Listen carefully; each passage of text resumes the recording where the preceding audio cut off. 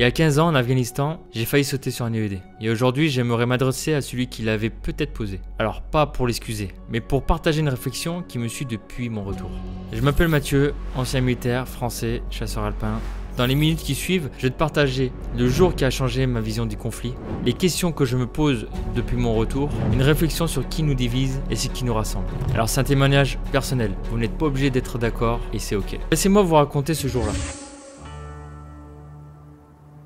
On venait de traverser un wadi, on était épuisés, j'avais froid, le soleil se levait derrière la montagne, on pouvait l'apercevoir. J'entendais qu'une seule chose, c'est qu'il me frappe le visage pour me réchauffer. Et puis d'un coup, il y a un Afghan qui sort de nulle part. Il avait un regard particulier, une attitude aussi qui faisait que c'était louche. On reçoit l'ordre de monter le véhicule pour passer en tête. Mais comme tu le sais très bien, il y a un contre-ordre, on redescend. Et au final, c'est le véhicule des commandos qui passe en tête. Quelques instants plus tard,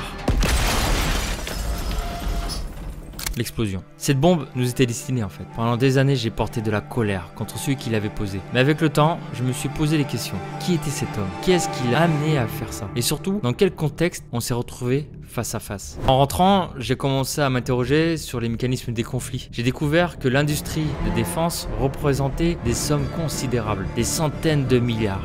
Ça ne remettait pas en cause nos missions, mais ça m'a questionné. Qui tire vraiment profit des tensions internationales?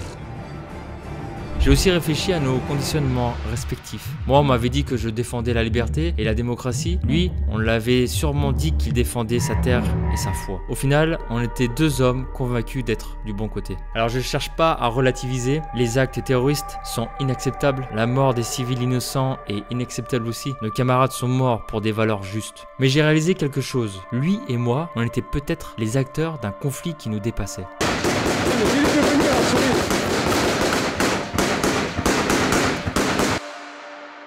Dans d'autres circonstances, avec d'autres influences, est-ce qu'on aurait pu être dans le même camp? Est-ce qu'on aurait pu partager un thé plutôt que se pointer une arme dessus? Cette question me hante, pas pour excuser quoi que ce soit, mais pour comprendre comment on en est arrivé à se haïr. Alors voilà, ce que j'aimerais dire à celui qui était en face de moi. Je ne te pardonne pas la mort de mes camarades. Je n'oublie pas ce qu'on a vécu, mais j'essaie de comprendre ton parcours comme j'essaie de comprendre le mien. On était peut-être tous les deux victimes du système plus grand que nous. Si tu m'entends, sache que je ne te hais plus, pas par faiblesse, mais parce que la haine me détruisait plus qu'elle ne me construisait. Cette réflexion ne plaira pas à tout le monde, ça c'est sûr. Certains en verront de la naïveté, d'autres de la trahison, mais c'est mon chemin vers la paix intérieure. Je respecte ceux qui ne partagent pas cette vision. Chacun gère ses blessures comme il le peut. Si ce témoignage vous fait réfléchir, n'hésitez pas à commenter.